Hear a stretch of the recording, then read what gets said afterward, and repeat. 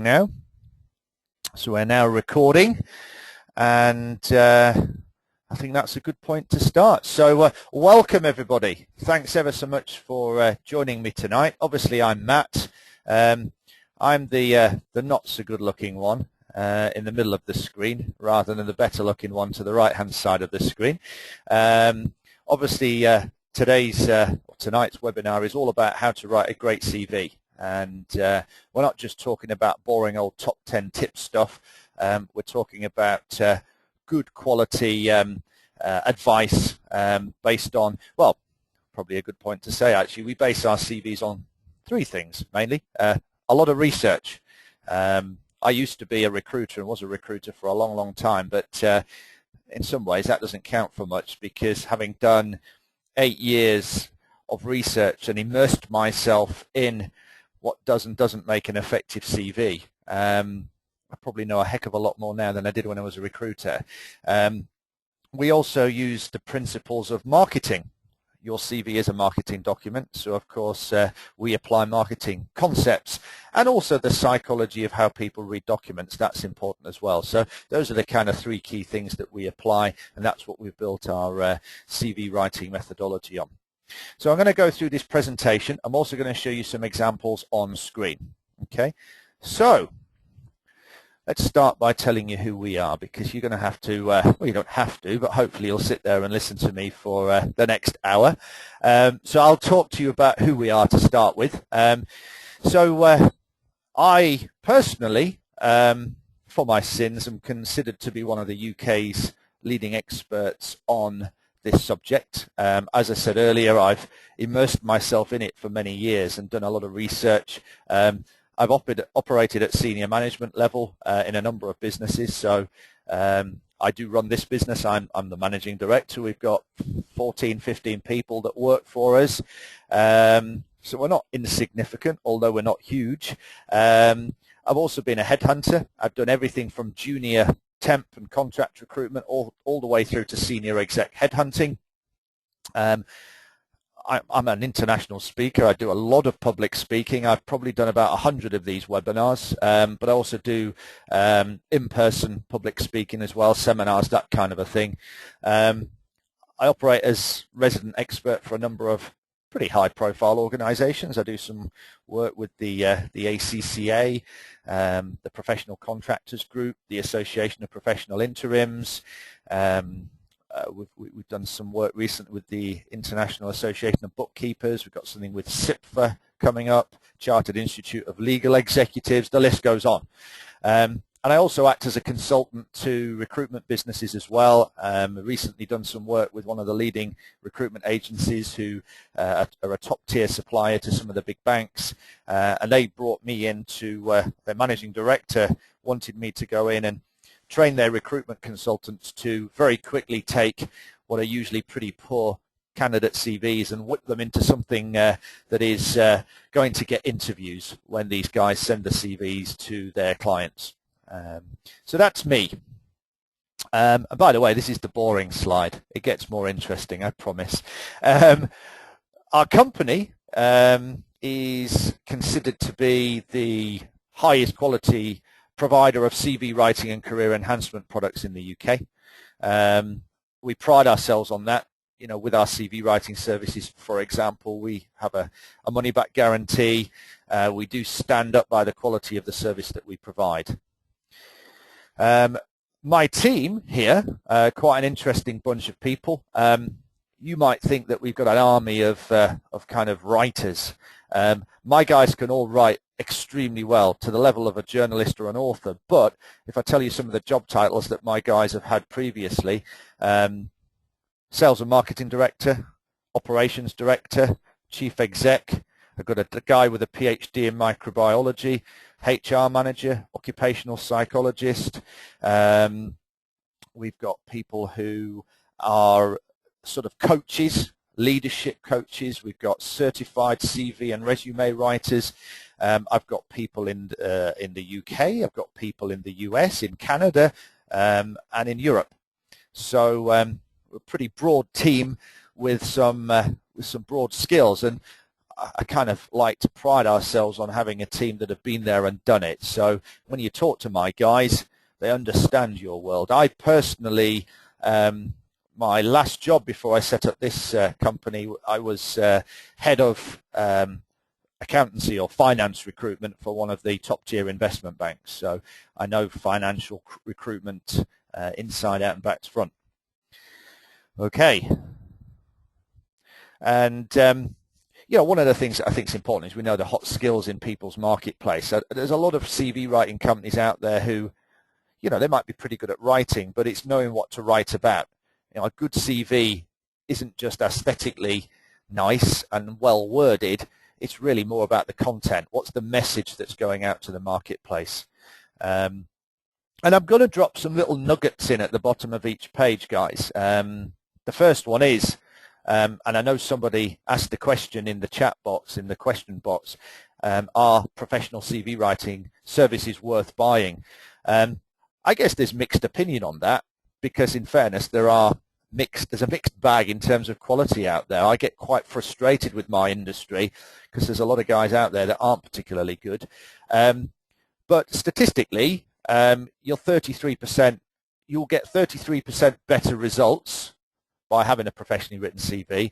We reckon that we're way above that. In fact, I had a client of mine whose friend had her CV written by us. This was quite a senior contractor, and their friend had a CV written by us and had told the guy who I was talking to that they'd had a 500% increase in results since we'd written their CV. Now, that's a fairly startling statistic, and probably one I wouldn't necessarily go out to market with, because it might be a bit unbelievable, but we reckon that on average people at least get a 50% increase in the number of interviews they're getting after we've written their CV for them. So, okay, that's the boring slide. Let's move on to some more interesting stuff now. Before I do, okay, either just pop in the question box or use your hands up icon. I just want to make sure that everybody's okay and that first slide was heard by everybody and that you're all happy and still alive. I see a few hands going up. That's always reassuring. Good, good, good. I'm sure a few people still haven't found the hands up sign yet. Let's have a look in the chat box, the question box.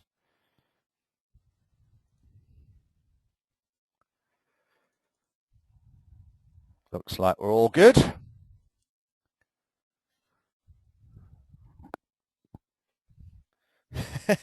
Richard, you cheeky so-and-so. Matt, can you please stop saying, Do you know what, Richard? I'm going to put your microphone on in a minute and ask you to do the presentation. No, I can't. Looks like most people can hear fine. Good stuff. All right, good. So what is a CV? Might be a slightly strange question to ask, because I think most people would think that they know what a CV is. Fortunately, a lot of people get it wrong. So what is a CV? Well, I think historically people have often seen a CV as being a list, a list of jobs, list of qualifications, list of contact details, that kind of a thing. A list, nothing more, nothing less. I think the current mode of thinking is if that's all your CV is, you're probably not going to be getting many interviews. Now, I'm not saying there shouldn't be lists in your CV. I'm not saying that at all. But I'm saying that if your CV is just a list and nothing else, it's probably not going to be super fantastic. One of the things I find quite fascinating is that quite often employers will ask candidates to fill out application forms. And often people sort of bitch and moan to me about this. They kind of wonder why that might be the case. Well, interestingly, I feel there's a big disconnect between what people think they should be putting in their CV and what people actually do put in their CV and what hirers and recruiters want. So think about it this way. If CVs at large, so CVs in general, if CVs in general gave people the information that they wanted, then why do lots of employers ask you to fill out an application form? Well, of course, the answer is obvious, because your CV isn't giving them what they need. Okay. question I ask people a lot when I do face-to-face seminars is who's using the same format they did when they left school. Usually half the room sticks their hand up. Now, I don't know about you guys, and it does vary, but a lot of people are still using the same style of CV that they did or that they were taught or told by somebody in a careers office at school or college that they were using all those years ago. And this might be somebody who's been in the job market or been in their career for 25 years. So it's important that you realize that things have moved on. And what was kind of acceptable 15, 20 years ago, for example, isn't what people are looking for now. We have a little motto here. Basically, we think that a CV should present a business case. Well, we don't think, we know. A CV should really present a business case that explains why somebody should hire you. And what we're trying to say there is that, you know, a company that's hiring staff, they need to see a heck of a lot more than just a list of duties and responsibilities. They want to know that you're actually pretty good at your job, and the only way that you can do that is by telling them through your CV. And this statistic at the bottom of the page is going to really reinforce that. And I'm just going to say this, and I'm going to say it twice, but I think it's a really important point. 92% of hirers and recruiters make their shortlisting decisions on the contents of your CV alone. So there's nothing else, guys. There's no telepathy. There's no osmotic force. There's no higher being telling the world how great you are. If you don't tell them through your CV, they're never going to know. I actually reviewed a CV of somebody today, and it was what we've just said. It was a list. It was a list of their jobs. It was a list of duties and responsibilities. And they said to me, I'm not getting interviews. Can you tell me why? I just don't get it. I followed all the advice off the internet. You know, I've given it to friends. I've given it to all sorts of people. They say it's fine. It looks good. Reads well. What's going wrong? And I said to them, look, tell me how great you think you are. How good do you think you are? And they said, well, I think I'm pretty good. You know, I'm not one to be, I'm pretty modest, but I know I'm good at my job. And I said, well, how is anybody going to know you're good at your job by reading your CV? Because all it is a list of duties and responsibilities. So they know where you worked. They know when you worked there. They kind of know what you did in your role. But how are they going to know that you did that job well? And they kind of went quiet for a few seconds. And then they said, you know what? You're absolutely right. How on earth are they going to know that I'm any good? Because you're right, I haven't told them in my CV. So the CV was devoid of any kind of achievements. It was devoid of any evidence that they'd actually added value to the companies they'd worked for previously. The other thing, of course, that's really important is keywords. And I'll talk about that a little bit more soon. But people are going to be doing searches on databases, and it's important that your CV comes up in those database searches. So the key point here is that 92% of shortlisting decisions are made solely on the contents of your CV. And I think it's a really good point to just stop and think about. Okay, good stuff. So we'll move on to the next slide. Once again, guys, if you can just raise your hands and make sure that you're all okay and you're all still out there, that would be wonderful.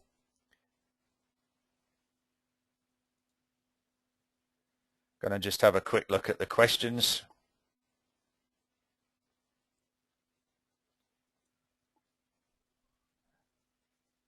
Yeah, looks like we're all there. Good stuff. Fantastic. Try to move the microphone a little bit further away from my mouth, guys, just just so it's not distorting. By the way, as well, if anybody's got if it's distorting, just turn your microphone down a bit. That should solve the problem. You also need a good internet connection. Our upload is sending it to some servers somewhere, and you're then sucking that up with, so we're sending it to the servers with our upload speed. Our upload speed's at about 30 meg, so that's pretty good. Your download speed is sucking it from the servers and consuming it at your end. So as long as you've got a decent internet connection, it should be fine. This is, by the way, the best internet platform, the best webinar platform that money can buy pretty much. So it doesn't get much better than this, and we have excellent internet upload speeds at this end. So not perfect, unfortunately. There are always going to be some technical glitches with people's internet and that kind of stuff, but hopefully it's pretty good for most people. Okay, let's move on to the next slide then. So we're going to look at the professional summary. You might be wondering why I've got this picture in the top right-hand corner of a pair of red shoes. Well, let me explain. I'm going to talk to you about the cheap red shoes theory. The cheap red shoes theory goes like this. So let's just pretend that you all wake up tomorrow and you have a burning desire to buy a pair of cheap red shoes. It's probably unlikely, but let's just pretend that that's going to happen. So you will go onto the internet and you will probably type into the internet cheap red shoes, or I would like to buy cheap red shoes, something like that. And all of a sudden you'll hit go and all these search results will come up on screen. Now these search results are going to tell you different things. There's going to be little adverts popping up, and maybe there'll be a little advert that pops up and says, we sell shoes of all colors, prices, shapes and sizes. So you look at that and you think, you probably sell cheap red shoes, but you're not telling me that specifically. So I'm not going to click your advert, because there's an advert over here that says we sell the best collection of cheap red shoes in the UK. So you'll click that one because it's telling you exactly what you want to hear. It's using the search term that you searched on. And it's a little bit like that in recruitment. So people talk about getting the recruiter's attention in 5 seconds or 10 seconds or whatever it is. Well, this is all about cheap red shoe theory. So if they're looking for an experienced finance director with extensive experience within the telecom sector, then you've got to tell them that's what you are. If you tell them you're a senior finance professional with experience across a whole range of industries, then you're doing the same as the people that weren't specific with their shoe advert. You know, you're not being specific enough to motivate somebody to read on. In their case, click the advert. So the cheap red shoes theory is just basically about telling people what they want to hear. It's as simple as that, and that's how you get people's attention in the first 5 or 10 seconds, whatever it is. So really work hard on that and try and link the opening line on your CV to the job specification. Think about what it is that these people want to buy, and I do mean buy because that's what they're doing. Food for thought here. I was talking to somebody recently who was on about 50,000 quid per annum, and if you add on all the additional costs of hiring people, national insurance contributions, all that kind of stuff, I said to them, do you realize you're going to cost your future employers probably around £250,000 over the next 3 years? And their jaw dropped and they nearly fell off their seat. I went, God, you're right. They actually said to me, blimey, and you know what? I've cobbled together a homemade CV and I've done about 2 hours interview prep. That's probably not what I should be doing if I'm pitching for a £250,000 employment contract, is it? And we had a little bit of a laugh about it, but it's dead true, isn't it? So that's the cheap red shoes theory. Now that's pretty straightforward. Where we get a little bit more technical is where we start talking about value propositions. Another way of looking at it is what's the purpose of your professional existence? So we're still really on line 1 of the CV. This is what we put in you might call it a personal profile. We call it a professional summary. But this is line 1 of the CV still. You tell people what you are, and then you capture a value proposition. Now, what is a value proposition? What is the purpose of your professional existence? Well, let's think about me today. The purpose of my professional existence today is to give you guys really good quality information that is going to allow you to improve your chances of finding a job. So that's the purpose of my professional existence today. The purpose of my professional existence generally, if I was writing my CV, might be something along the lines of being I might say that I'm an experienced career coach with a track record of developing leading edge personal branding documentation, including CVs and LinkedIn profiles that allow my clients to significantly improve their chances of securing interviews and jobs. My wife's in the fitness industry. She's a personal trainer. She might tell you that the purpose of her professional existence is to develop leading edge exercise programs that enhances the performance of professional athletes. My marketing manager, I've got two of them, Carolyn and Laura. They might tell you that they're experienced marketing managers with a track record of developing low-cost, maybe even recession-busting marketing strategies that deliver superior return on investment for SMEs. So that's what I'm talking about with a value proposition. It's kind of the purpose of our professional existence. What is it that we do? What is it that our clients are buying into? For you guys, what are your employers buying into?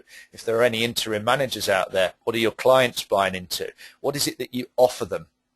And you've got to think in those terms to really make the best of your CV.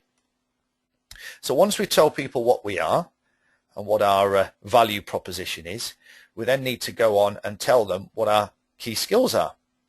Now, I would focus on 4 because it's a paragraph at the top, and you don't want to make this paragraph so long nobody's going to read it. So try and think of the top 4 skills, the hot skills in your marketplace, or the top 4 skills that you think your future employers are looking for. And try and capture that within your professional summary. So think about the things that you're really good at that your future employers are going to really value. And also think about features and benefits. So don't just tell people that you've got a skill. Tell them what that skill, how that skill will benefit them. Now I've got an example here which should hopefully make this all very clear. So what is this person? So we've said they're an experienced finance director with extensive board level experience. So that's what they are. What is their value proposition? Well, we've said that they've got a track record of embedding financial governance across organizations to protect cash flow and profit. I think that's a pretty strong value proposition. That's definitely something that I'd be looking for if I wanted to hire a finance director. And then what were their core value-added skills?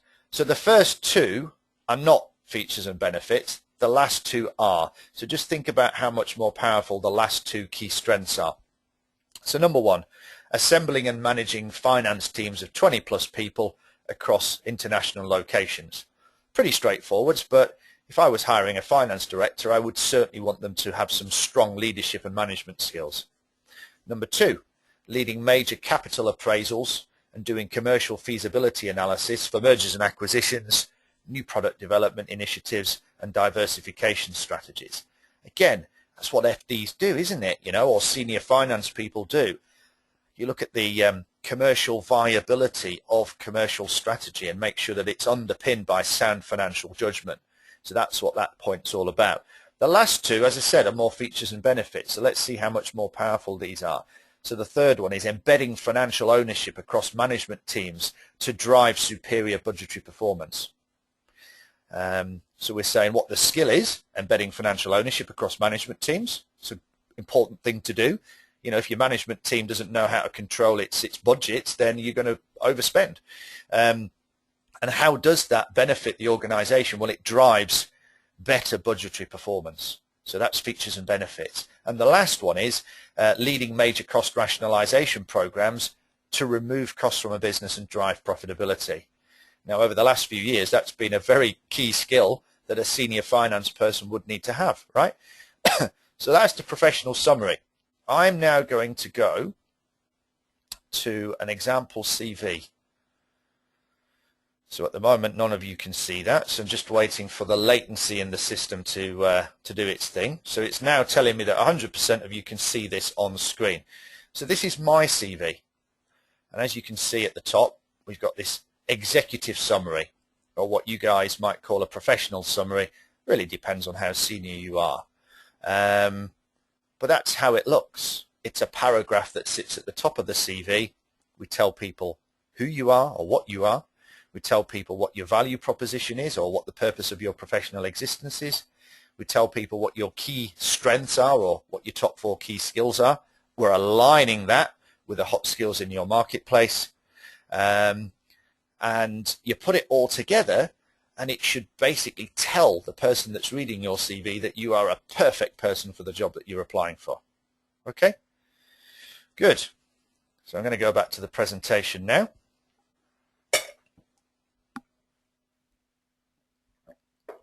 There we go. Okay, so I've put the hands down now. Again, if you can all just use your hands up to make sure that, just want to make sure you're all okay again. You're all happy?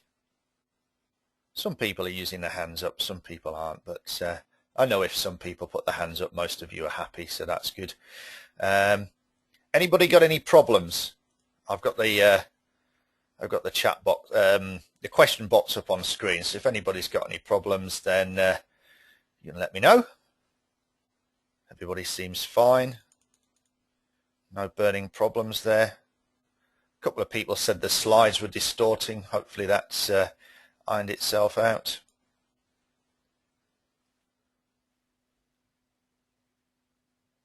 Okay, good stuff. All right, excellent. So we are now going to go to a quick word of caution. Okay, so this isn't about random skills, guys. So the stuff that you put in this professional summary at the top shouldn't be random. It should be very well thought out. You should be aligning this with your marketplace. It's not about fancy words. All right, we're wordsmiths. You know, we will write a CV in the language that you would expect an MBA thesis to be written. But it's not about fancy words for you guys. It's making sure that the content is right. The content is the most important thing. Now, obviously, if you get the content right and the language is stellar, then obviously that's going to be fantastic. But it's really more about the content. Of course, this is where we earn our money. You know, somebody asked earlier about professional CV writing services. Yes, they do work. And what we do for our clients really does give them a significant boost in the job market. But this is what we're good at, you know. We work with our clients. We actually spend 2 hours approximately talking to our customers before we write their CV. And we talk to them about their value proposition and what they are, and we talk about their personal branding, how they want to pitch themselves to the market. We talk about what the hot skills are in their marketplace and how their skills are aligned with this. You know, bottom line is we produce CVs that are just light years better than what your average person can write at home. So think about this, you know, leading businesses don't have homemade websites, do they? You know, we have a website that we've spent lots of money on. People like it and they buy from us. Might argue it's getting a bit dated now, in fairness. It's probably next on our list of things to invest in, but it's still a professionally prepared website which looks pretty damn good.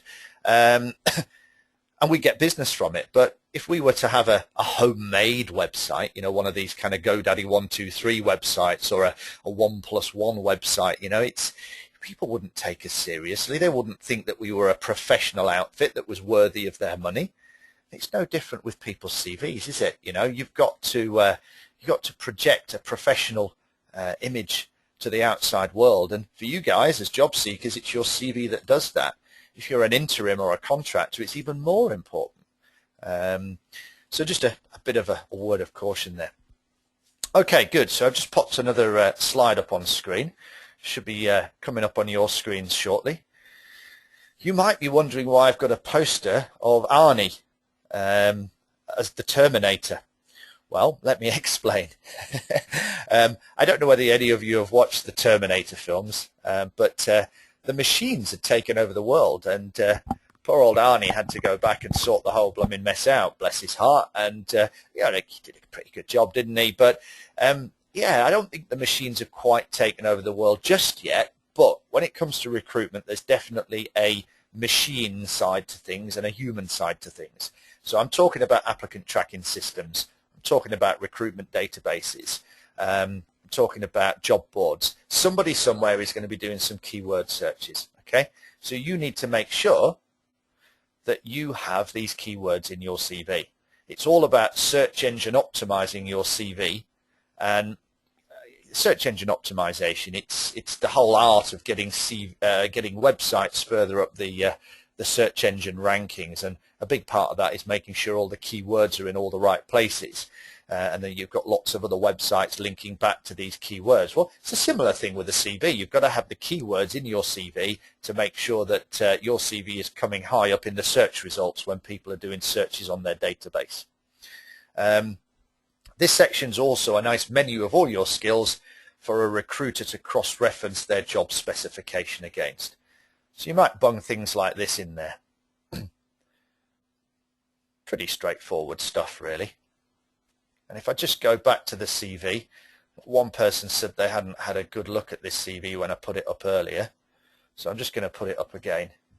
I'm just waiting for our upload to beam that up, out to GoToWebinar servers. That's all gone now, and then your download speeds now are then sucking this up now, and that should be coming up on your screen shortly. My little dashboard here is telling me that everybody can see this now. So this is the section here that we call expertise. You could call it key skills if you wanted, doesn't really matter. You could call it key skills and expertise. But this is a nice little box. It's keyword rich. It's going to help your CV come up on the keyword searches, but also it's going to make sure that the recruiter or the hiring manager can see that you have all the things that they're looking for. Okay? Good. So I'm going to now go back to the presentation. The bottom of this slide, I've wrote another little note, and it really just reinforces what I said earlier. Typically, people who buy our service get a significant uplift, but we've had some really astonishing feedback recently from people who've just had extremely stellar results. I did a seminar for the Professional Contractors Group in Leeds recently, and we're talking to this big group of contractors and interim managers about CVs and how they should adopt our format. And there's a few people who, sort of, ooh, does this really make a difference? And then, unbeknown to me, there was a guy in the room that we'd written a CV for 2 years previously. He just basically stood up and said, guys, seriously, if you're serious about your career as a contractor, you need to do this. I did this 2 years ago, and it's been a game changer for me.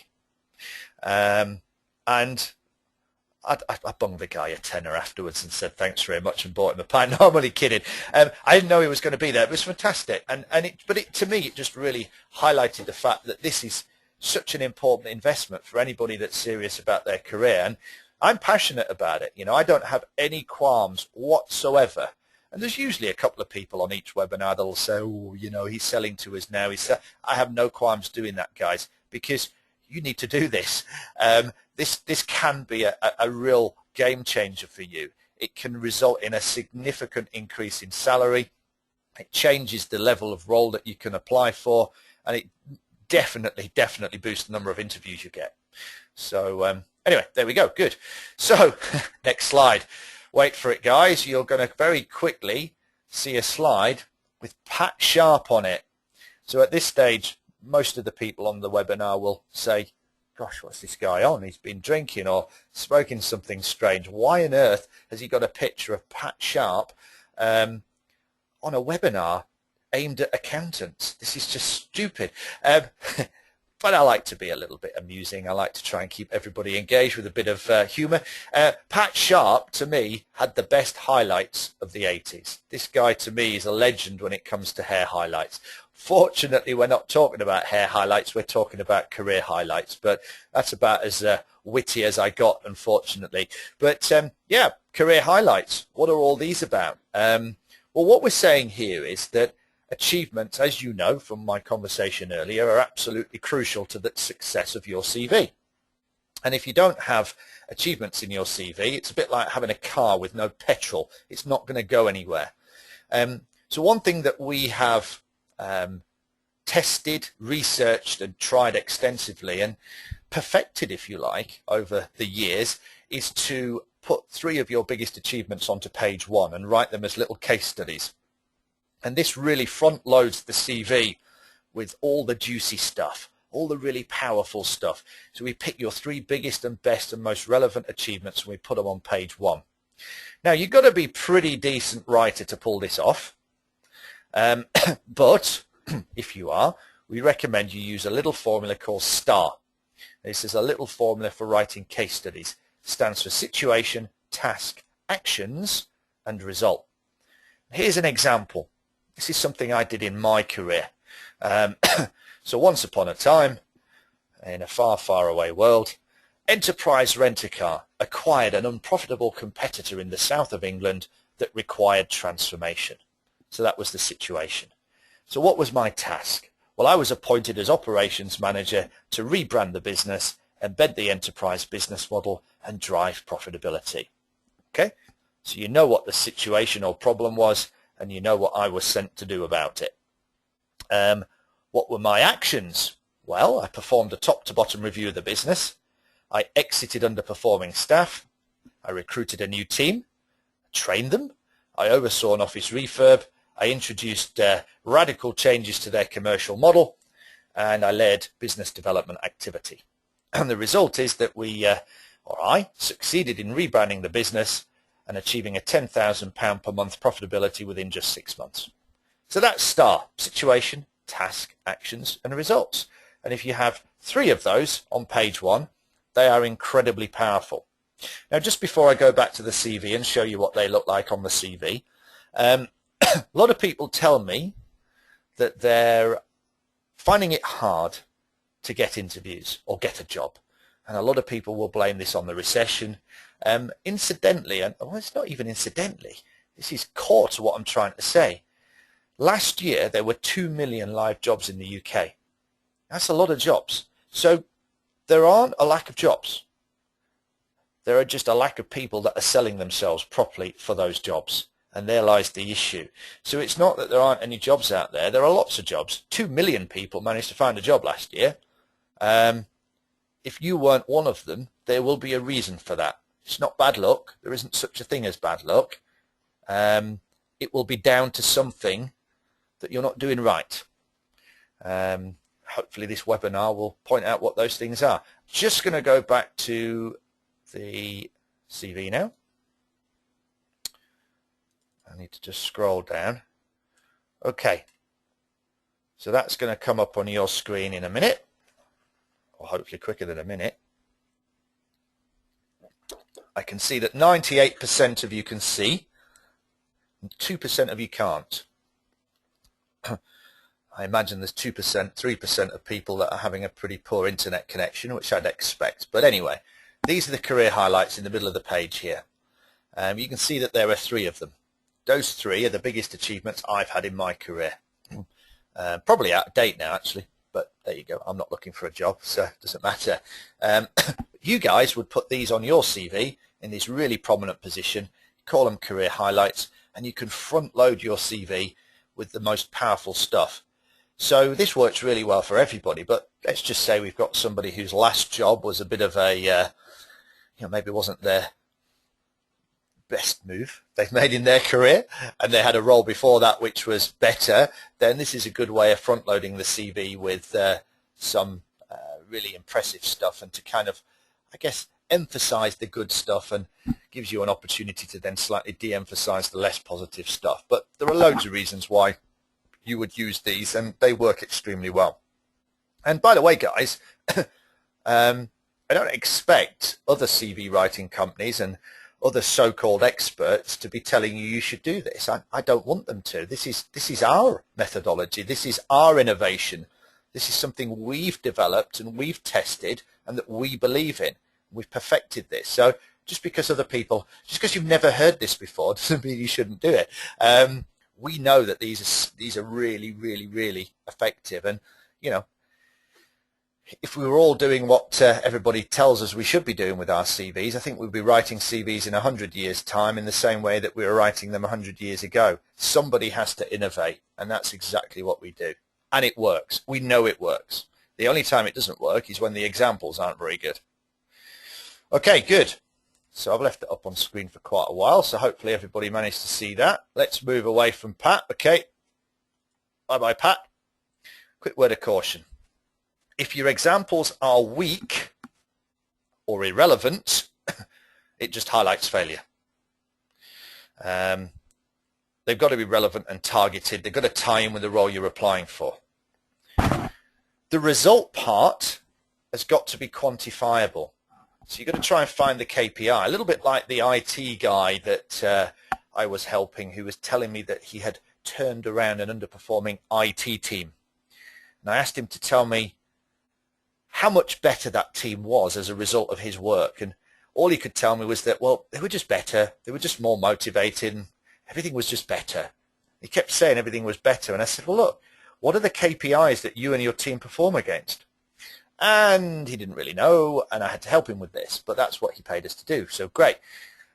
I suggested that his IT team should be, if they weren't, they should be performing against an SLA that they have with the business. So there should be an SLA, a service level agreement, between the IT department and the business. You have that in some finance departments. So there's like an agreed level of service and deliverables that that department provides to the business. And if they're not hitting those targets, then they're underperforming. So this guy told me that that SLA went from 75% to 98% within 6 months. Fantastic. Really, really powerful. So we managed to find the KPI. We made it quantifiable, and we gave statistical evidence that he'd succeeded. And of course, this is where we earn our money. This is what we're good at. Lots of people don't know how to quantify the successes they've had in their career. They don't know their value proposition. They don't know their personal brand. They don't know the hot skills in their marketplace. And that's why people pay us. And just for the record, our clients aren't the low-level, bottom-of-the-barrel job seekers who can't use a word processing system or don't know how to spell or write. I've personally written a CV for a Premier League football chairman. I've personally written CVs for some of the top execs in the UK. Some of these people I'm sort of friends with now in a sort of business capacity. You know, I've written CVs for people who I've subsequently gone into business ventures with. Our clients are usually savvy folks that understand that outsourcing the most important document that they will ever own, as far as their career is concerned, is a pretty good idea. And it doesn't take a genius to work out that we spend, 8 hours a day at work, 5 days a week, 48 weeks a year, until we either drop down dead or we're 65 years old if we're lucky.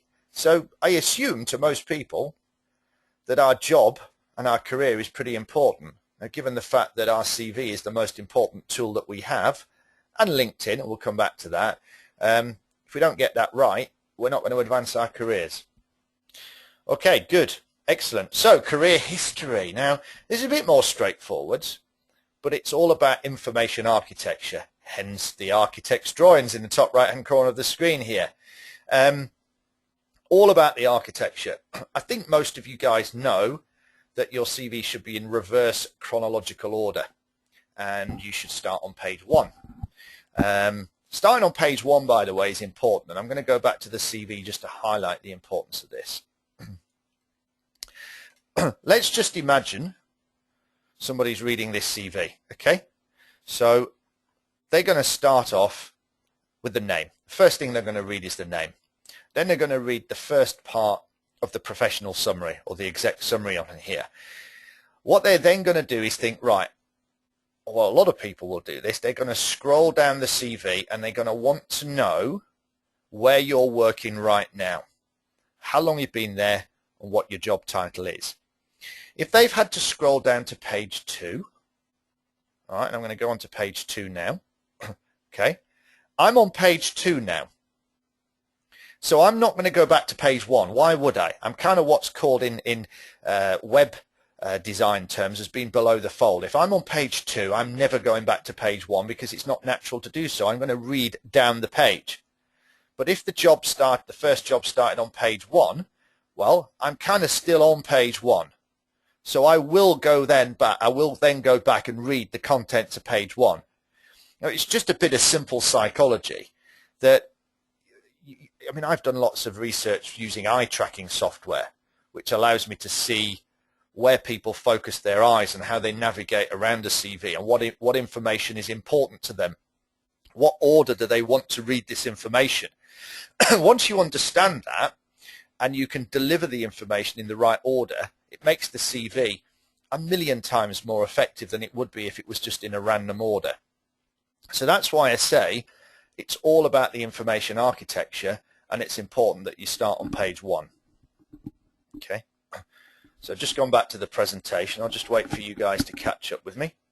Okay, so all about the architecture, reverse chronological order, start on page 1. First bullet point, describe your employer. Who are they? What do they do? And how big are they? So how many employees? What's their turnover? The next thing, give a summary of your role. So in a nutshell, what's your job? What's the purpose of your role? That's really important. Both of those points give context. If you're managerial, which I suspect a lot of you guys will be, describe the structure of your team. You know, how many people do you manage? How many direct reports do you have? And what are the job titles of those direct reports? If we know that, we can picture a little organogram of your world in our head. So put the structure of the team, another context building bullet point. And then your KPIs. How's your role measured? If we understand how your role's measured, once again, it helps us to understand the context of your role. Then you can have your duties and responsibilities. Then more achievements, and more achievements, and more achievements, and as many damn achievements as you can find. And then if you haven't been in a job for a great deal of time, your reason for leaving. Within recruitment, you are kind of, shall we say, guilty until proven innocent. If you left a job after 3 months, it will be assumed that you didn't pass your probation. If you left a job after 9 months, it will be assumed you were sacked for not being very good. If there were genuine reasons why you're not in that job anymore, you need to put a reason for leaving and explain it in a positive way. So let's give you an example of how some of these context building bullet points might read. So that first bullet point there is a bit of a role summary. The second one is structure of team, and the third one is the KPIs or key deliverables. So just have a read through those guys whilst I ease my voice with a quick sip of water.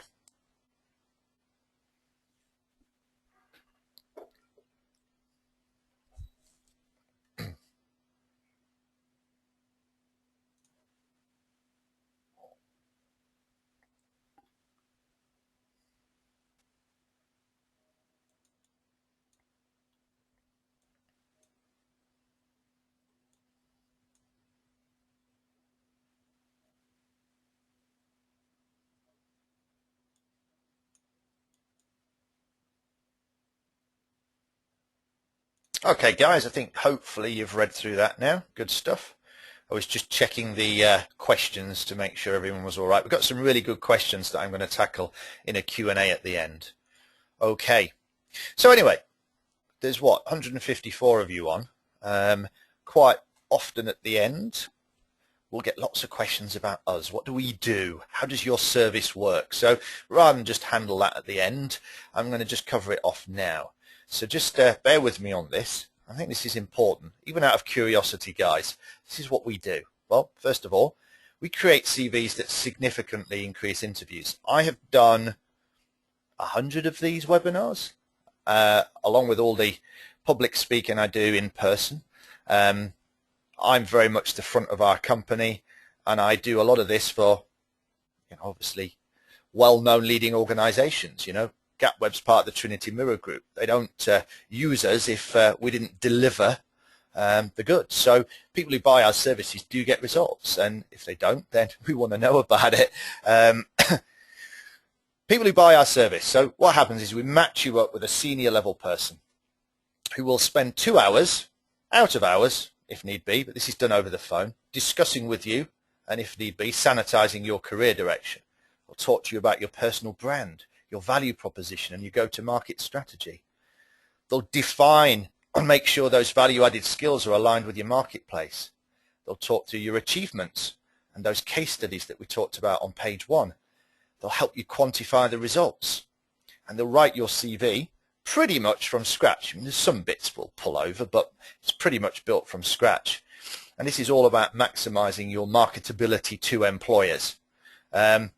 Stick around to the end, because we're going to do a Q&A, and there's loads of good stuff still to come. But we're giving away 125 quid's worth of discounts and free services. The good guys over at GAAPweb, obviously this is for you. You know, this is a value-added service for you guys, which hopefully, you know, works for you. You're finding it useful. But they also twisted my arm and said, look, you know, obviously you're going to want to mention your services because why wouldn't you? But if you do that, we want you to give our audience, our users, a really good deal. And that was the deal we struck with them, and we agreed to it. So there is some really good discounts at the end. So, but let's now move on to the earlier career. And again, I'm just going to pop the CV up on screen. Somebody asked about the interim style CV. I'm just going to put that up first.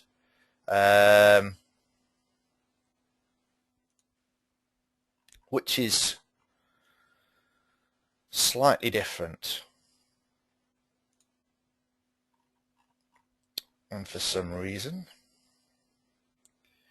that won't come up on screen. So we're not going to show you the interim CV, unfortunately, but for those of you who are interims who want to see that, give me a shout.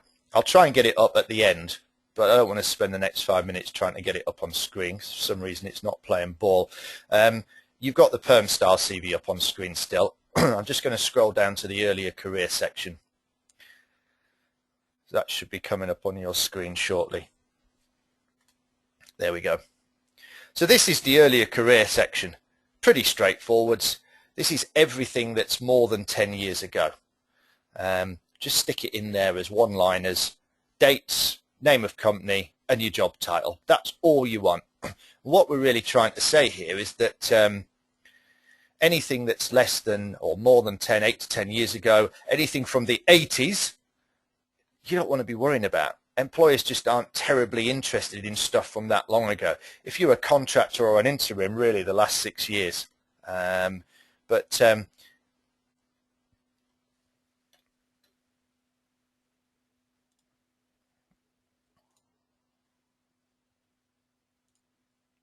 Okay, so there we go. Sorry, the slide went a bit wobbly there. So the earlier career.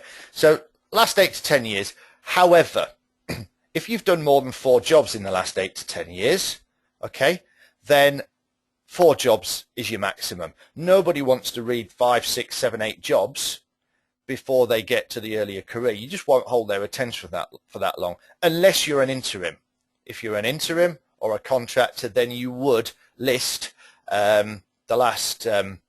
probably the last 6 years, regardless of how many jobs that is. But you've got to make a call. You've got to do a little bit of an equation and think, right, how many jobs have there been and how far back am I going to go, and make a judgment call as to what's relevant. But for you guys looking for permanent jobs, then the last 8 to 10 years or the last 4 jobs maximum. All right? So as I said, dates with month, name of employer, job title. Next slide. Qualifications. I'm not going to spend ages on this because we've got more important stuff to talk about. But all I want to say here is that, yes, put your education. Yes, put your professional qualifications. Yes, put training courses. And that's the bit people leave off. They tend to leave off training courses, and that's not a good thing to do. People actually value training courses, so make sure you put them on there. You don't need to put the name of your university or your school. Somebody asked earlier about how you make a CV age neutral, or how you hide your age. You definitely shouldn't be putting the dates of when you went to school. That's not going to work for you, or the dates that you went to university. So you don't need that. The earlier career section we talked about earlier, if your career goes back to the 70s, you don't need to talk about that. Just put previous career within XYZ profession or something like that, and just kind of gloss over the dates on that earlier stuff. People are ageist, unfortunately, and it ain't going to do you any favors. So that's all I'm going to say on that, really. What have I got here? I've just dropped in some customer feedback. You can read that if you like. Don't have to. Not too bothered either way. I think it was just somebody saying that they found our service wonderful, which is always good to know. But let's move on to the personal details. Now, the big mistake here is that most people put their personal details at the top. Now, imagine if you were reading a newspaper or a magazine or a website or anywhere else that people might want to advertise services to you. If they put their name and address and contact details and company registration number and VAT number and all that kind of malarkey at the top of their advert, you would never read the advert, would you? It just wouldn't get your attention. Marketing principles dictate that you put your contact details and all the kind of general personal, all that bump at the back of your advert or the bottom of your advert, and that's exactly what you should do on the CV. My only caveat is you obviously need to put your name at the top, and I would put your telephone number at the top as well, because that's where recruiters are used to seeing it. But other than that, you can put all your personal details at the back. Be careful about your address. If you're loading your CV up to a public forum, I wouldn't put your address, I'd just put where you live. Email. You could put that at the top. We put it at the bottom. Driving license. Can you drive? That's important. If somebody has an office that's out of town, the first thing a recruiter's going to search on is, do you have a car and a driving license? Are you mobile? Whereabouts in the world will you work? Are you security cleared? What languages do you speak? Are you eligible to work in the country that you're applying for jobs? So those sorts of things will go in a personal details section, which go at the bottom of the CV or the back of the CV, whichever way you look at it. Okay? Good. So that's the personal details. So just some general stuff, and then we're going to talk about LinkedIn. You should write in what we call a tight writing style, active tense in the third person. So you drop things like subjective pronouns. So we're not using I and my. You can drop sometimes little adjoining words like an and a and the. Active tense is, so you managed a team of 10. You don't management of a team of 10. Management of is something that just happened. Managed a team of 10 is something that you did. Okay? By the way, the key skills section, which is what we use for the keyword searches, that should be written in passive tense because people type in, when they're searching on keywords, they usually use the passive. So if I want somebody with management experience, yeah, I will type in the word management. So that keyword section that we talked about earlier, yes, passive tense. Everywhere else, active tense. Get your spelling right, get your formatting right. It's fatal not to do that. You could have the best CV in the world, and even we've done it, you know. It's easy to do, unfortunately, but it's your CV and you've got to take responsibility for it. So check it, double check it, triple check it, quadruple check it, and make sure all the spelling's right, all the grammar's right, and all the formatting's consistent. People ask me usually at the end what font and size. Arial 10, perfect. I don't need to say any more than that. I can explain why if you want, but just take my word for it, Arial 10. By the way, guys, as well, because I know you're all expressing your opinions, which is great. I welcome that. Everything we do is based on research, not opinion. It's based on research. Every single aspect of our CV is scientifically looked into and designed and optimized. Nothing is left to chance. Our format, our style of writing, our structure, our architecture, everything is optimized based on science. Right, what else? What did I put at the bottom of there? Okay, just a point, you know. People will spend money on all sorts of tut. They will. I was in PC World the other day. There was all sorts of people spending 400 and odd quid on the latest iPad and latest gear, not even blinking an eye, you know. And I'm sure that that's a great thing to have. I've got an iPad, love it. But there are more important things to buy. I think, and people in the know think, that having a professionally written CV and LinkedIn profile is going to get you a lot further in life than an iPad will. So just really a food for thought point, really. Recommendations, pet subject to mine. I've banged on about recommendations for years. I used to run a little temp desk in Ilford when I worked for Hayes, and it was, small temp desk in a little Essex kind of suburb, and one of the things we did was we took references from for all the people that we were looking for a job for, and we used those references as a selling tool. I took that temp desk from being well, it was just tiny, into the third biggest temp desk in the UK. Recommendations were very powerful for us then, and they've kind of come into fashion, out of fashion. We used to call them testimonials, but then LinkedIn comes along, and LinkedIn's really brought them back into fashion. And a lot of people will say to me, yeah, but don't people just get their mates to write them and all this, that and the other? Let me tell you this, guys. Somebody who has a lot of recommendations versus somebody that hasn't got any is always going to look like a stronger candidate.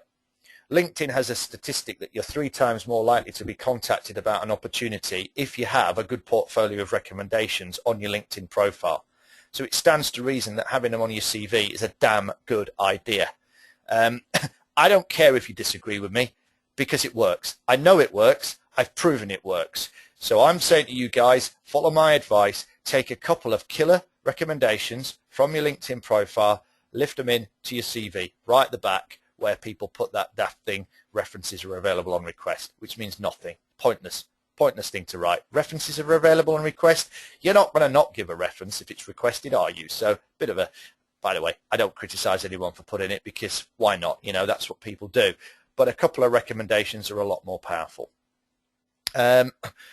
We are going to get to the point in a minute where I'm going to talk to you about how much our services cost. We'll do the Q&A after that.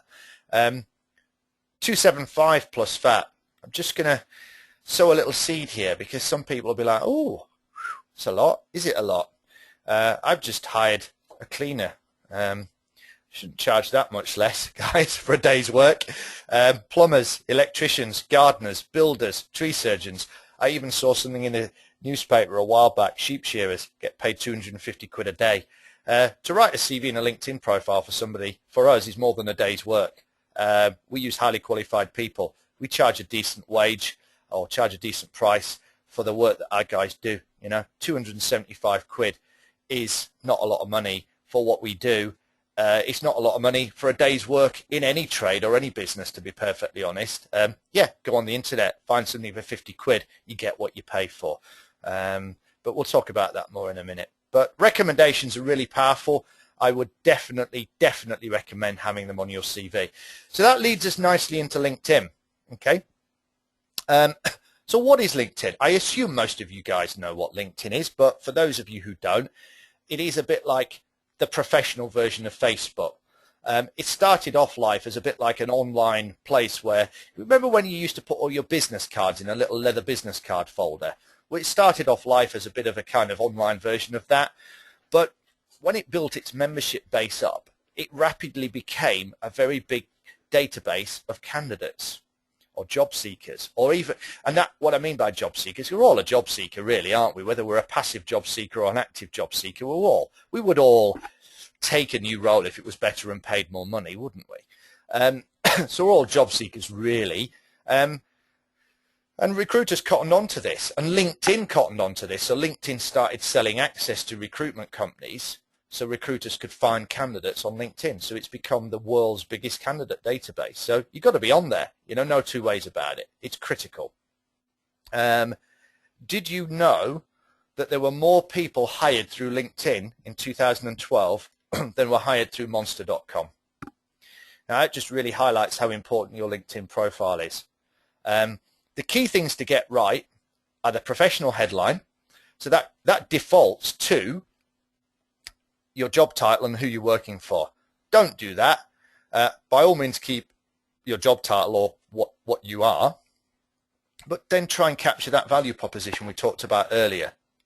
The summary section should be a bit like your summary on your CV, but you can't just copy and paste it in. You've got to vary your language. It should be a bit more footloose and fancy free. Make it a bit more of an elevator pitch. You know, talk about the essence of your CV summary, but just vary your language a little bit, and also write it in the first person, not the third person. The positions, again, don't copy and paste the bullet points from your CV. The way we describe it is give a little bit of a précis of your role. Okay, so kind of expand out the role summary and give people a kind of overview of the role, and then bung in a few achievements. But you don't want all your duties and responsibilities in there, because that's not what people are looking for on LinkedIn. And the other great thing you can do is you can activate the project section. And the project section is great because it allows you to put those 3 career highlights into a nice little area of LinkedIn that people can refer to, and they link back to the jobs in which you completed those projects. You can also reorder these sections as well, so that the order of information is more in alignment with the order of the CV. Although the one thing I would do is I would put the projects after the career history, whereas on the CV we kind of do it the other way around. I won't bore you with the details why. A fantastic statistic here is that 85% of recruiters or hiring managers and hiring managers will check you out on LinkedIn before they invite you in for an interview. So if you've sent your CV and they've put you on a shortlist, 85% of those people will then go to your LinkedIn profile and check you out on LinkedIn. So it's important, no, not important, it's critical that your LinkedIn profile is well written, complete, and dovetails with your CV. So we'll just go back to those 2 statistics. 92% of shortlisting decisions are made on the contents of your CV and nothing else. And then 85% of people will go and check you out on LinkedIn. So you get the point now, guys. Your CV and your LinkedIn profile are just critical, absolutely, unequivocally, the most important things you have, whether you're an active job seeker or a passive job seeker. You ain't going to get a new job unless those 2 channels or documents are absolutely spot on. So we're going to do the Q&A in a minute, but before I do that, what can we do for you? Well, I told you that the guys over at GAAPweb had twisted my arm. So the service I described earlier, what we call our professional level service, where we spend 2 hours talking to you over the phone, which can be done out of hours, okay? We'll give you that service. So we'll write your CV from scratch. We'll either write from scratch or rewrite your LinkedIn profile so that it dovetails with your CV. And we'll write you a cover letter for just £275. Okay, that's a whopping £125 discount. Somebody's going to, you're all accountants, you're going to pull me up there and say it's £124.80. So I have put to the nearest 20p. Okay. You can also buy the post-webinar pack. So what we'll do is, if you want to buy these PowerPoint slides and a CV template, in fact we'll send you 2 CV templates. We can send you the CV template for a contractor and a CV template for the perm style CV that we talked about here. We'll also send you an interview coaching ebook, and we'll send you a CV writing tutorial, which basically talks through all the stuff that we've talked through today, and it will give you some industry specific examples. All that for 15 quid plus VAT. That basically sort of pays for my beans on toast. But yeah, so our top level CV writing service, LinkedIn profile and a cover letter for 275 plus VAT. That's 125 quid discount. You can also buy the post webinar pack for £15 plus VAT. But you've got to order before Monday the 18th of November. So it is time sensitive, and after that point that offer is not available. To order you need this link. So it's our web address, www.cvinterviewadvisors.co.uk/GAAP. Okay, simple as that. I'm going to put that in the chat box, www.cvinterviewadvisors.co.uk/GAAP. I'm going to send that to the entire audience. You can't click the screen, but you can click in the chat box. There it is. Should be there for all of you to see. Okay.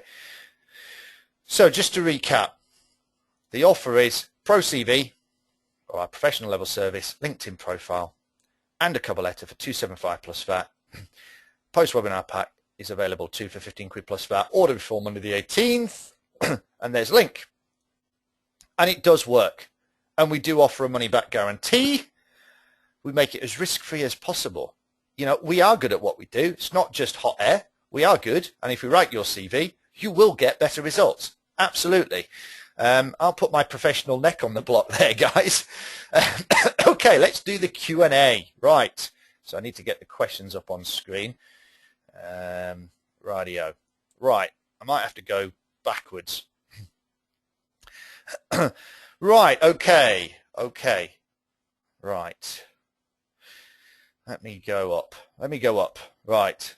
Lots of people listening. Get the first one. When to use a functional CV rather than a chronological CV? Right, that's a good question. Only as a last resort is the honest answer. Recruiters don't really like functional CVs. However, graduate recruiters like them. And if you're looking to change career, then a functional CV might be appropriate. Or if you've been out of work for a long time. For everybody else, just use a chronological CV. All right? What else? How relevant is a cover letter, given in most cases they are optional? Are they ever read? Are they part of filtering? Well, I think it's a good idea to have one.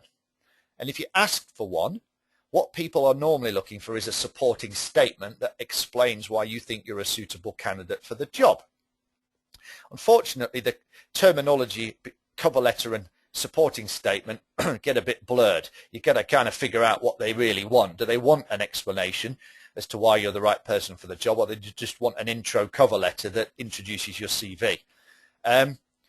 In fairness, I'm not a big believer in them 80% of the time, but 20% of the time they're needed, so it's worth having one.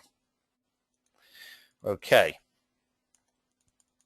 Steve was asking about the about CVs for interims.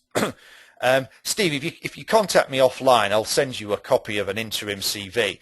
You can use the format that we've talked about today. It just depends whether you're dealing with the sort of recruitment agencies that think you're a temp, that ask you why you've got gaps in between contracts and ask silly questions about you working under your limited company. If you're dealing with those recruiters, this style of CV is the right one.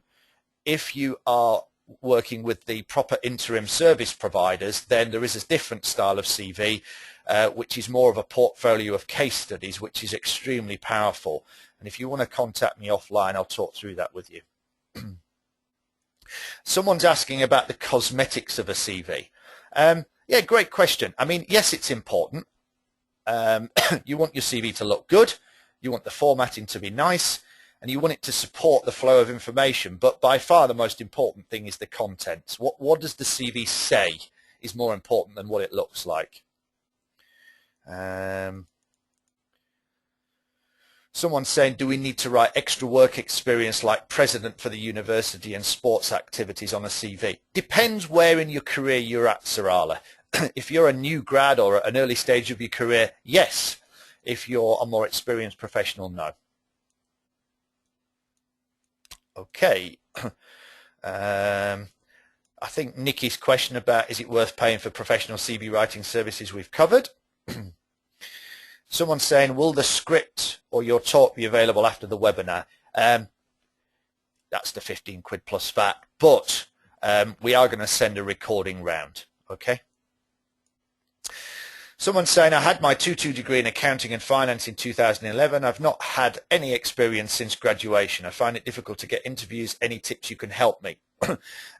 Yes, you need our graduate style CV, which basically expands out the career highlights section.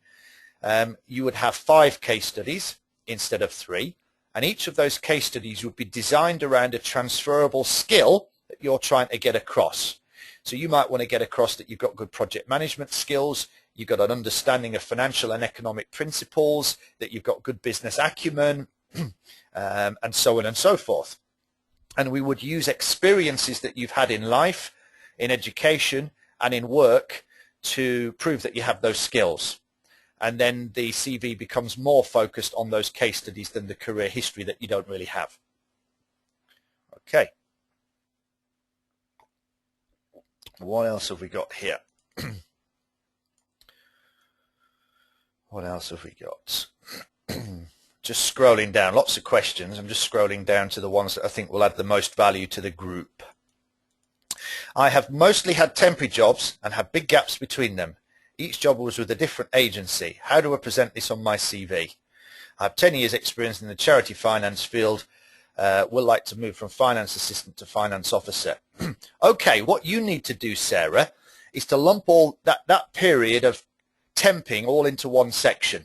Basically say like 19, or when was it? Like, I don't know when it was. So 2006 to date, temporary roles, and then list them all as bullet points. So it kind of psychologically lumps that together as a period of employment rather than a kind of collection of different temporary roles. It might be difficult to visualize, but that's the general theory on that, and that will work much better for you. How do you overcome the issue of recruitment agencies who cut and paste elements of your CV and therefore changing the message and presentation of your carefully crafted CV? Bottom line is, guys, if you gave them what they wanted in the first place, they wouldn't need to change it. I was engaged by one of the top tier suppliers to the banks, and you know, you look at the CVs that come into them, and they can't even send them to their clients. They're just so not where they need to be. And this is the issue, guys. Most of you will think you've got a half decent CV. Most of you won't have. You just don't know you don't have a decent CV because you take advice off the internet and friends and things, you know. If the recruitment agencies want to change your CV, it's because they don't think they can get you an interview sending it as it is. They're not doing it just to be a pain in the arse. They're doing it because they want to make a fee. And your CV isn't right, and they can't make a fee out of you if they can't get you an interview if your CV's not right.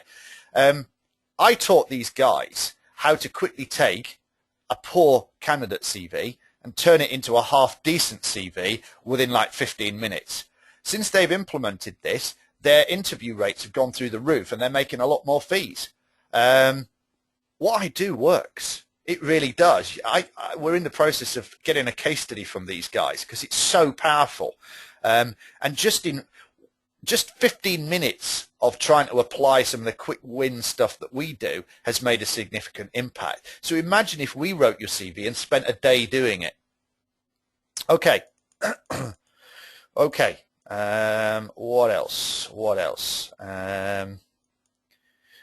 Someone's asking about how a graduate would do a CV. I think I've covered that.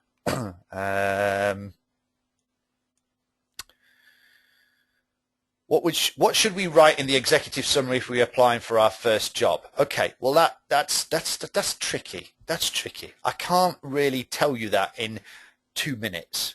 That's something that is probably harder than writing a CV for someone with 10 years work experience. You've got to be very creative, but what you're trying to do is to get across transferable skills and to give evidence you've got them. So for example, I have excellent communication skills, which is backed up by the fact that I delivered a presentation to 600 people. I have excellent negotiation skills, which is backed up by the fact that I entered into a debating competition and won the national championships. That kind of thing. What else? Isn't just one CV enough? Shouldn't you try to tailor it, make your CV relevant to the particular job you're applying for? Livia, absolutely. Yes, you need to have variants of your CV based on the types of roles you're applying for, and you need to tweak it to the role that you're applying for. Absolutely. Another person asked that same question. Nikki's saying how much should be invested in professional CV writing services. Well, just think about this, Nikki. How long is it going to take? So I've just told you, I think by anybody's book, it's a day's work, really. How much does a decent professional charge for a day's work that leaves the company enough money to make a bit of profit? You know, it's a very simple calculation. You can't do it for 50 quid. You can't do it for 100. You can't do it for 150. Unless you're really churning them out really quickly. If you're going to do a good job for somebody, I think what we charge is pretty much where it's at. What else? That's a good question by Mark. I would say people don't read CV and get a feel for a person. No, they don't, because they're not looking for a feel for the person in the CV. They're looking.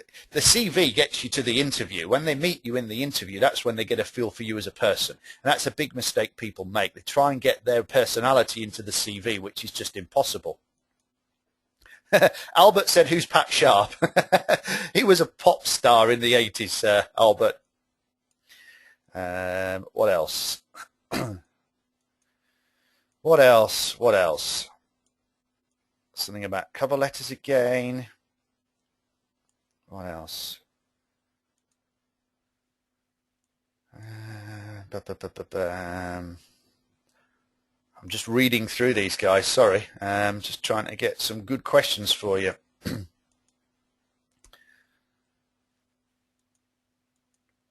Someone's saying, what percentage of content should be changed depending on each role you apply for? I would say up to about 20-25%, because otherwise you're probably not right for the role. I mean, most people have a natural gap in the market that they're appropriate for. So if you're changing much more than that, you're probably hedging your bets a bit too much. Saroj is saying, in the earlier career, do you list every job such as seasonal jobs during student years? No, I wouldn't.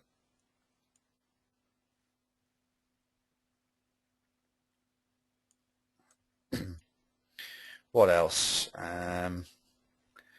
Someone's saying Steve's saying, I volunteer as a mentor for the Virgin Startup Loan Scheme, 1 day a month. Should I include this on the CV? Steve, I normally say to people, don't put interests on a CV, but that's definitely something you should. That's really good value stuff. I would definitely have that on there. What you don't want in an interest section is that you like films and socializing and that kind of stuff.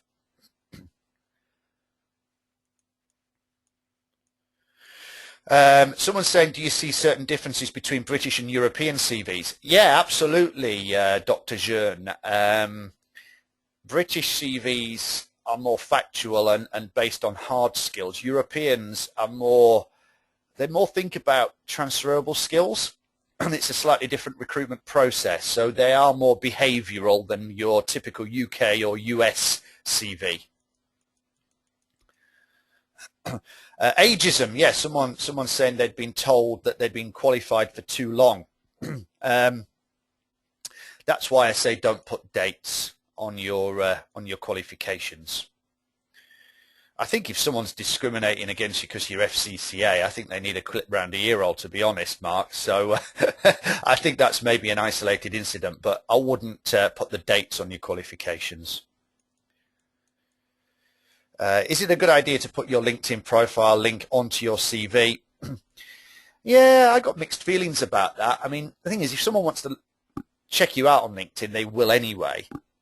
If you're going to put it at the end, but you don't want people to navigate away from your CV, because your CV should be the kind of top trumps document, if you like. It's a bit like a website. People always ask me if they can put links on our website, and I'm like, well, why would I want someone to leave my website? So I tend not to do that. Steve also saying he does some research for business schools. Again, yes, Steve, really good thing to put. Put that in a sort of extracurricular section near the back of the CV. Good question by Lisa. Should you put a photo on LinkedIn? Definitely put a photo on LinkedIn. Definitely not on your CV, unless you're applying for jobs in the UAE and Europe. Gagan saying, is the CV presentation that you have given universal? To an extent, although if we were doing a CV for the US market, there are some variations to it. And the European market can be a bit different, but then the European market usually wants CVs in the native language, which we don't really do, to be honest. We just write CVs in English. Andrew's saying, how does the money back guarantee work? Well, here's how it works. If we write a CV for somebody and they're not happy with it, then we have me and you, so I get involved. We have a chat about it. If my teams drop the ball or produce poor quality work, we just give you your money back. We'll give you the option of having it rewritten by someone else, but if you want your money back, you can have your money back. if somebody's, I would, obviously there's a kind of spirit to it. I wouldn't expect someone to have their CV written and then, it'd be great, and then say, oh, but by the way, I want my money back. That's not the deal. But it's just basically, if you're not happy and it's quite clear that we've not produced the goods, then we give you your money back. And also, we want feedback. If you go out into the marketplace and it's not working, we want you to come back to us and talk about it, and we want to do something about that. The idea isn't that you're in the marketplace floundering around with a CV that's not working. We know you've made a significant investment and it's got to work for you. So I'm pretty straight down the line with it. I'm just an honest Yorkshire bloke, and that's that really. And my team want to do the best by everybody, and we'll do what it takes to do that. But if we ever don't get it right, then the money back guarantee's there, and it is a genuine one. And what else? Ryan's saying, how do you quantify the 50% increase? Well, I had this conversation with someone who's doing a video for our website earlier, and I said, you know what? We could probably justify a much higher percentage. I mean, I have had someone recently tell us they got a 500% increase. With our research and talking to our customers and getting feedback from them, we think 50% increase is quite conservative, and it's a number I'd be happy to put my name on, if you like, but it's probably quite low in fairness. Okay, what else have we got here? Nana's asking for a copy of the contractor CV. Nana, can you do me a favor and just email me at info@cvandinterviewadvisors.co.uk, because once I've closed this webinar down, I don't think I've got access to these questions anymore. And I don't want to not send it to you and you think that I've forgotten about you. So can you just jump on our website and email us and ask if we can send you a copy of the contractor CV? Or best just, I'll give us a call, something like that. What else? Andy's saying he's looking for a systems accounting work, but only had 3 interviews in 2 months. I don't know, Andy, I think you've got to do a gap analysis between your CV and what we've suggested today, and there probably lies the issue, and then make a call. Can you write a CV as well as we can, and is it worth investing in? Because every day you're out of work at your level is probably costing you a couple of £100, every single day. Someone's saying about length of CV. Great question. A lot of people say 2 pages, and that's a decent rule of thumb, but our research tells us anything up to 3 pages is fine. If you're a contractor, anything up to 4 pages is fine. Don't get hung up on number of pages. Think about more about what is the right content. Nigel's saying, what if your best achievements are more than 10 years ago? Well, the career highlights is a good way of elevating that to the front of the CV. Someone's saying, can you amend your job title on your CV? Yeah, absolutely. And we do that a lot, but what we do is put a little disclaimer in. We put somewhere in the job description that the official job title is X, but for the sake of making it obvious, the role is commensurate with a Y type job. You get my drift. So we'll kind of put a little disclaimer in there so nobody thinks that you've misrepresented yourself. Anne's 50 and been out of a job for a year. What's your best advice? Okay, get yourself a professionally written CV and give yourself a best chance of getting a job, and that's the best thing I can say. Like I said earlier, every day you're out of work is costing you probably £150, £200. We obviously want to be responsible about it. If you engaged our services and we genuinely didn't think that you were going to get a return on your investment by engaging our services, I think we'd be pretty honest with you. I mean, I did have a music teacher recently who told me they wanted to change career and become a project manager, and I did say, look, you're better off keeping your £300 because I honestly don't think we can achieve that for you. So we will be pretty honest, but you might want to just give us a shout and we'll have a word with you about that. Fiona's saying, how do you recover from a career plateau? Well, it's just about front-loading the CV with all your best achievements and using the career highlights and using the professional summary as a bit of an elevator pitch.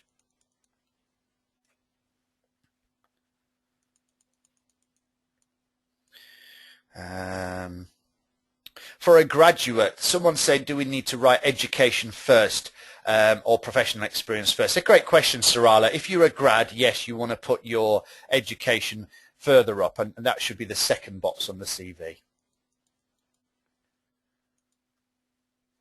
Gordon, thank you very much. Gordon's ordered our service already. Thank you, Gordon. Gareth has been on tonight, and Gareth has already used our service, and we're waiting with bated breath to make sure that he gets a good return on his investment. What else? Mark's saying that some recruitment agencies want all CVs to be exactly the same style across all candidates. Funnily enough, the agency I was working for thought that was the case when it actually wasn't. It's impractical, you know. They want a good CV, but there is no universal format. There's the right format and the wrong format. There are the right principles, there are the wrong principles, but to want it formatted in exactly the right way is a bit of a daft thing. I know that, like, for example, Lloyd's ask them to fill out a cover sheet and have some guidelines as to what they want the CV to look like, and that is communicated to the candidates, but it actually isn't as prescriptive as some of the recruitment agencies think it is. But if they want you to produce a CV in a certain format, well, then what's what you're going to do? Bottom line is you've got to give them what they want, otherwise they're not going to put you forward. So what else? What else have we got here? And Martin, that's a perfect point to make. Different agencies seem to want different formats. Bottom line is, guys, you can't win. You know, don't look for the silver bullet. Don't look for the magic wand. There isn't one. It doesn't exist. There's always going to be somebody out there who wants it in a different format. You're just going to embrace that and roll with the punches and do what you need to do for each individual audience. Harry's saying if he orders our service and he needs to tweak the CV, does that mean we always come back to you? Not really, Harry. I mean, you can come back to us and we're happy to help, but I think you'll find once you've written your CV that you'll kind of grasp the formula and it'll be quite easy to make those subtle tweaks each time on your own. Somebody's saying Capital FM, MTV present. Oh, and about Pat Sharp now. Yeah, he was a DJ, wasn't he? Was he a pop star first? I'm sure he did. I'm sure he sang a song as well as being a DJ. Personal hobbies and interests, not unless it's exceptional. I think it was Steve said he'd done some quite exceptional things. Or if you've climbed Mount Kilimanjaro, yeah, put that on there. But just boring stuff, leave off. What else? Someone's saying they're involved in 2 companies which are like hobbies. Should you include that on your CV and LinkedIn profile? It depends whether it supports what you're doing. Some people might think that that's going to be a distraction to the work you do for them. So I'd need to judge that on an individual basis. If I was put on the spot without the knowledge, I'd say no, but there are certainly scenarios where I would say yes. Someone's saying if they've been in a position for 10 years, should you make more of the earlier career? Linda, yes, I'd say you should because it shows more diversity that way. Someone's saying about long-term sickness on your CV. You know what? It is as it is. There's nothing you can do about it. All you can do is say that you were ill. Probably indicate there's a big difference between somebody having cancer and somebody having a bad back. Yeah. People perceive it differently. So you've got to look at how it will be perceived. But if you were ill and you made a full recovery, write that so that people know you're in full health now and it's not going to affect the job you're doing. David's saying, how do prospective employers view professionally written CVs? Well, it's a great question. I mean, first thing is they're not necessarily going to know it's professionally written because it won't say that anywhere. And definitely, you know, a lot of people have professionally written CVs now. You know, probably 10% of people do.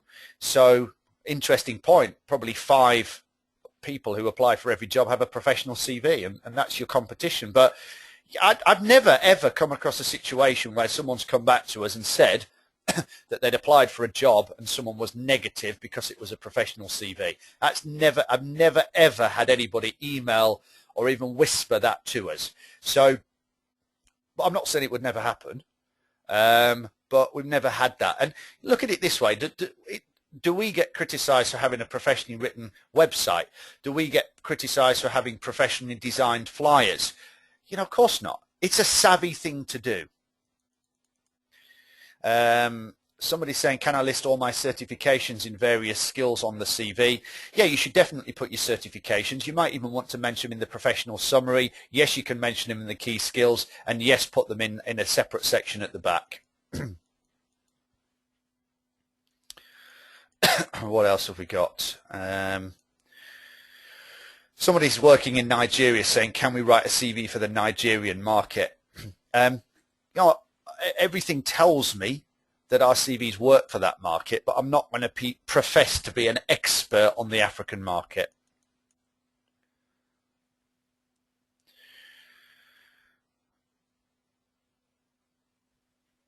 Okay, what else have we got?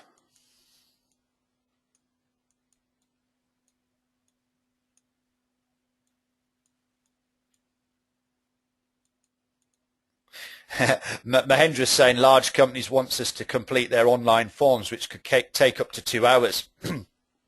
I think you'll find that when you've had your CV done by us, that the information that feeds into that goes in your CV can be used in application forms. Okay, what else? Someone's asking about recommendations on LinkedIn. Yeah, absolutely, Saroj. You go back to people you've worked with, people in your network, people you've worked for, and you ask them to, you know, give you a recommendation. And yes, Russell, that absolutely includes hiring managers. Oh, I get what you're saying now. Would you proactively approach hiring managers on LinkedIn? Yes, and there's a whole strategy around doing that. But yes, it's definitely a good thing to do. Be proactive. Get yourself out there and sell yourself.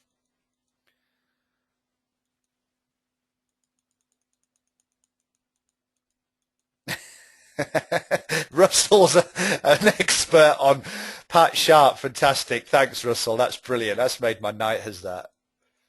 Somebody keeps asking about hobbies and interests. I think I've covered that. No, don't put them in there unless you've done something outstanding and unique and different.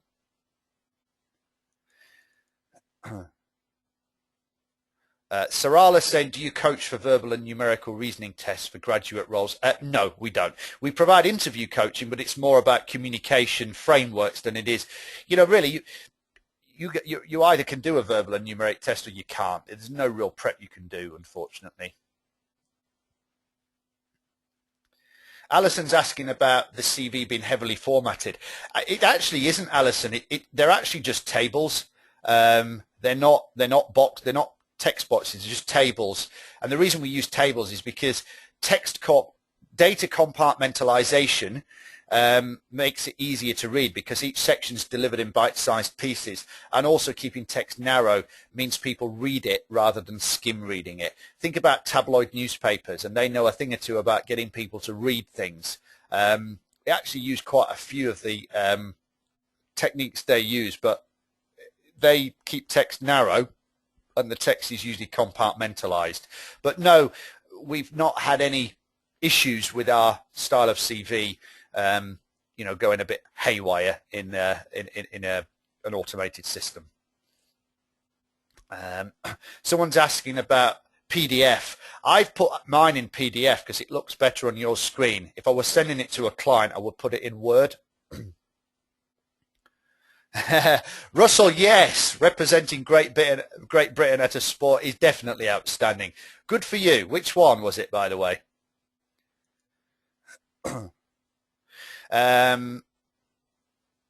Chidozi, I'm not sure about the context of your mentoring scheme with Credit Suisse, so I'm finding it hard to answer that. Sorry.